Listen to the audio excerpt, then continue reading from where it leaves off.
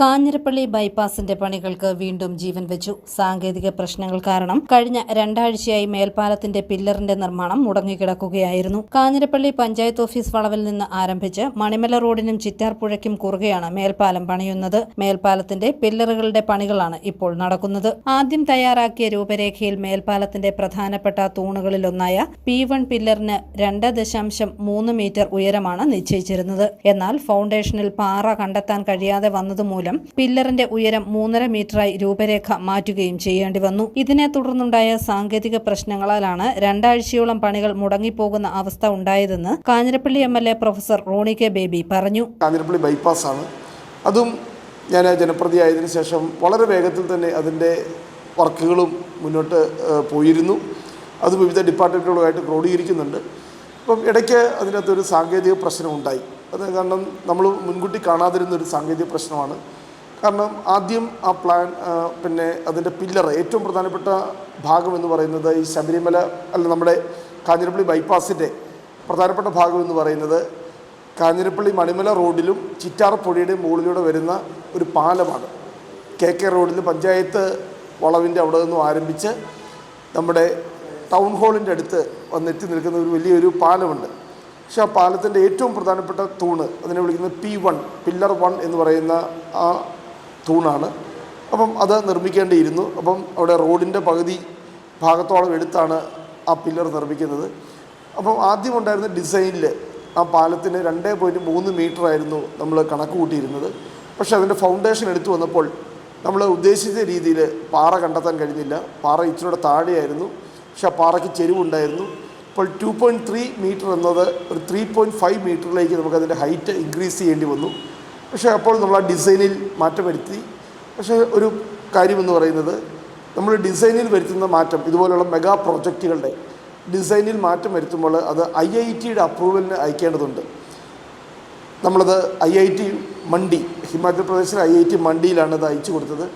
സാധാരണ 3 മാസത്തോളം സമയമെടുക്കും. കാരണം ഇന്ത്യയിലെമ്പാടുമുള്ള മെഗാ പ്രോജക്റ്റുകളുടെ എല്ലാം ഡിസൈനുകൾ അവിടെ വരുന്നതാണ് അപ്രൂവലിന് വേണ്ടി. സാധാരണ ഇതിൽ 3 മാസം എടുക്കും. പക്ഷെ നമ്മൾ ഒരാഴ്ചയ്ക്കുള്ളിൽ തന്നെ അവിടുത്തെ പ്രൊഫസേഴ്സുമായിട്ട് ഞാൻ തന്നെ നേരിട്ട് നിരവധി തവണ സംസാരിച്ചു. വീഡിയോ കോൺഫറൻസിൽ ഉൾപ്പെടെ അവരുമായി പങ്കെടുത്തു. അങ്ങനെ IIT മണ്ഡിയിൽ നിന്നും നമുക്ക് ഇതിനനുകൂലമായി അഭിപ്രായം എടുത്തു.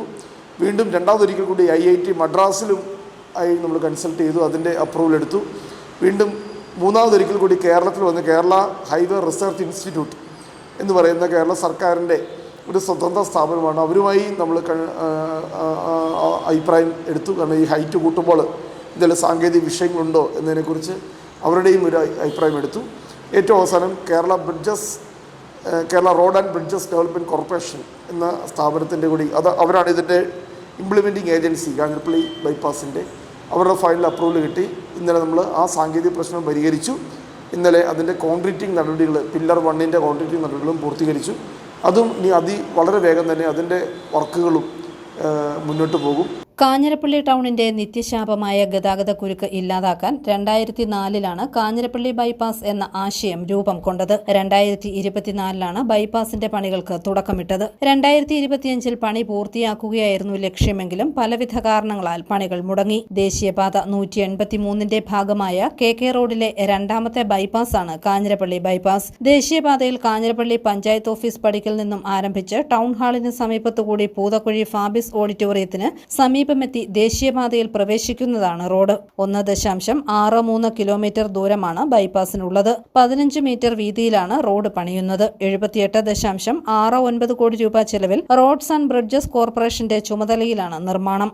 പുതിയ സ്ഥലം കണ്ടെത്തി ഏറ്റെടുത്ത് നിർമ്മിക്കുന്നതിനാൽ നിർദ്ദിഷ്ട കാഞ്ഞിരപ്പള്ളി ബൈപ്പാസ് KK റോഡിലെ ആദ്യ ഗ്രീൻഫീൽഡ് ബൈപ്പാസായി ചരിത്രത്തിൽ ഇടം പിടിക്കും. പൂർണ്ണമായും പുതിയ ഭൂമിയിൽ നിർമ്മിച്ച് വികസിപ്പിക്കുന്ന പദ്ധതികളെയാണ് ഗ്രീൻഫീൽഡ് വിഭാഗത്തിൽ അറിയപ്പെടുന്നത്. നിർമ്മാണത്തിനും ഭൂമി ഏറ്റെടുക്കലിനുമായി കിഫ്ബി പദ്ധതിയിൽ ഉൾപ്പെടുത്തി 78.69 കോടി രൂപയാണ് മുടക്കുന്നത്. പദ്ധതിക്കായി 25 കോടി രൂപ ചെലവഴിച്ച് 8.64 ഏക്കർ സ്ഥലം ഏറ്റെടുത്തിരുന്നു. ആദ്യം കരാർ ഏറ്റെടുത്ത ഗുജറാത്തിലെ ബാക്ക്ബോൺ കൺസ്ട്രക്ഷൻ കമ്പനി നിർമ്മാണ പുരോഗതി കൈവരിക്കാത്തതിനെ തുടർന്ന് ഒഴിവാക്കി റീടെൻഡർ ക്ഷണിച്ച് പണികൾ ഏറ്റെടുത്ത തെരുവത്ത് കൺസ്ട്രക്ഷനാണ് ഇപ്പോൾ പണികൾ നടത്തുന്നത്.